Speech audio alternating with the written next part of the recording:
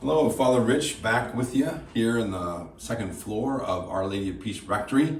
I'm here in between some of the 3D puzzles that I've made over the last few years for Harry Potter. There's a whole series of these 3D puzzles, which I love to do, and I did read those novels back in the early 2000s when they came out. A lot of people asking parents particularly, if they were okay to read for their children.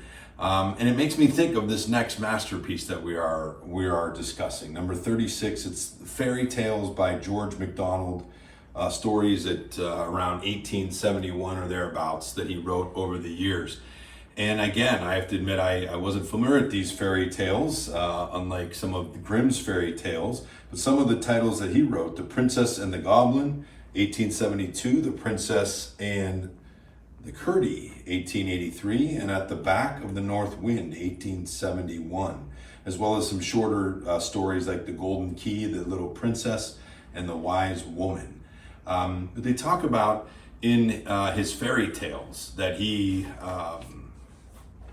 depicted a good sense of three themes that generally were seen throughout them.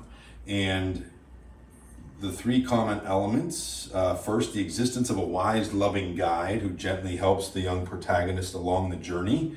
So that's always evident in these fairy tales. There's definitely obviously a spiritual element to them that we would say reinforces kind of the Christian understanding of kind of truth and wisdom. They do mention though too that in the midst of these elements that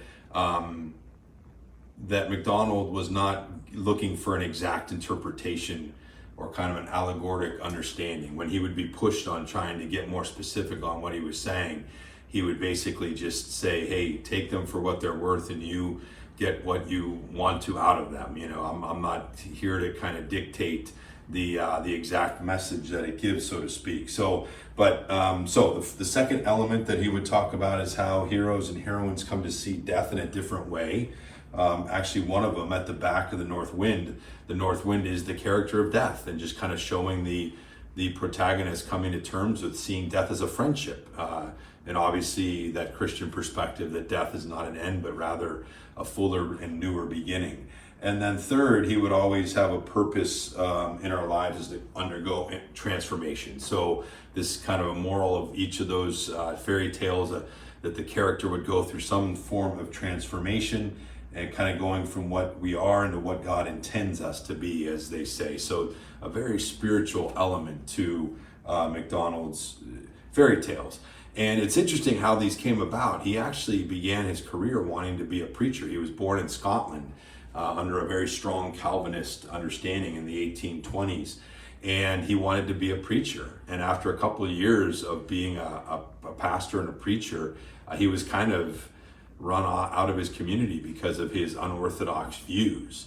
Particularly, he kind of had a universalism that denied, the existence of hell and other things. But nonetheless, and unfortunately, he wasn't able to get a job anywhere else because of the negative kind of evaluation that he received from this community. So he started to dabble in something more that he had done for fun kind of, or as a hobby, which was writing, his encouragement of his friends and whatnot. And so he eventually wrote a book, and at this point he was very desperate for money because he was not able to sustain himself. So he was very poor, didn't have any way to get by. So he did this first book, was called Fantasies in 1858. They said it was a moderate, it was an adult, an adult fantasy novel that basically got him enough response and money to continue to write. He ended up doing some children's stories, which he got a popular response to, and then eventually started writing some novels. And so these novels, he got enough support that he was able to make a decent living. And then through these novels, he would every once in a while, his true passion was fantasies, and he would do that more for fun because they didn't get a good response from the public. So he would do these novels that were more popular, and then every once in a while throw a children's kind of fairy tale in there as a way to he really saw his writing as a way to reinforce his preaching, and to get across his moral and spiritual approach. So interesting how he did that, and he did it in the fairy tales as well, even if these were kind of unorthodox kind of perspectives. They talk about the two things that throughout his literary output that he excelled at. The first thing they say is he offered gem-like nuggets of practical wisdom about how to live in the light of God's love and grace. So that's one thing they say that's consistently within his writing. And then the second is that he regularly manages to evoke a sense of wonder in the reader, reminding us that there is more to the world than meets the eye. And again, that's a huge perspective.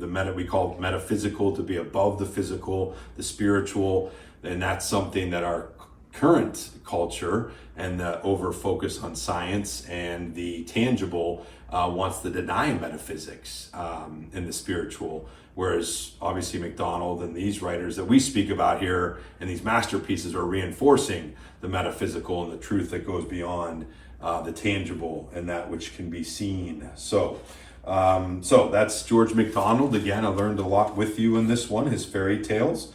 Our next masterpiece, number 37, will be The Brothers Karamazov, which I am very familiar with, by Fyodor Dostoevsky from 1879. So that'll be our next one. Hope you'll join us. Thank you for tuning in for this one. Don't forget to follow, to subscribe to the OLP YouTube channel and to get alerts so you can be informed of when we're putting out videos and other live content through our masses and prayer services. Thanks for joining again. Have a great day and God bless.